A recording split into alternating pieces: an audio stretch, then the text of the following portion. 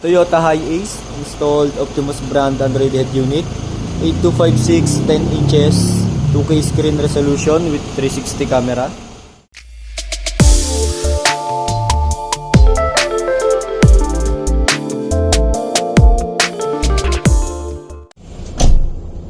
Optimus brand Android head unit, 8256 10 inches Qualcomm Snapdragon processor, Android Auto and Apple CarPlay wireless.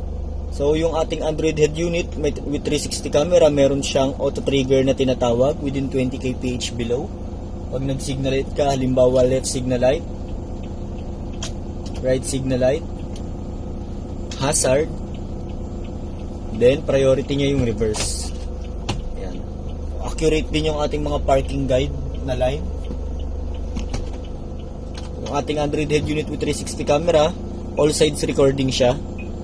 Ayan. So, yung ating Android head unit, meron din siyang online voice command under ni Google Assistant.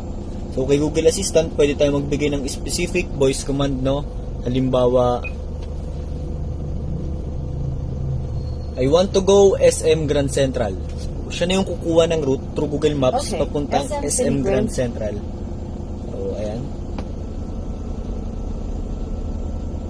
Accurate siya.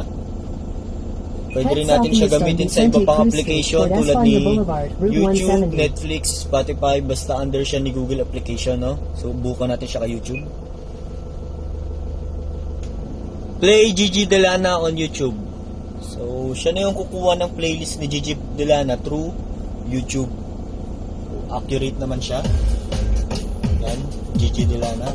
Then, yung ating Android head unit, meron siyang split screen, no? Try natin. Kung gusto mong i-split screen si Waze at si YouTube ng sabay, so possible siya. Yan. Pindutin mo lang yung box icon sa taas, yung logo, split screen, then yan. Slide mo lang siya pag di mo nagagamitin. Then, yung ating Android head unit, meron siya mga application tulad ni Waze, TikTok, Netflix, Google Assistant. Meron din siyang YouTube, Play Store at Google Maps. May Spotify din. So kung gusto mo mag-add ng applications, pwede tayo mag-download sa YouTube. So ito lang, Optimus brand Android head unit, 8256 10 inches 2K screen resolution, Qualcomm Snapdragon processor. For more questions and inquiries, mag-message lang kayo sa ating Facebook page, ZT Car Accessories. Thank you.